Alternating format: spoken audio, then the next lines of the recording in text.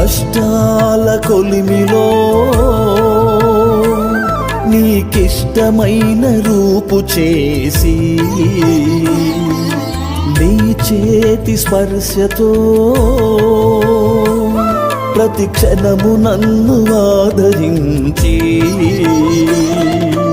మహిమా స్వరూపుడా నా చేయి విడువక, మహిమా స్వరూపుడా నా చేయి విడువక, అనురాగము నాపై చూపించుచున్నావు.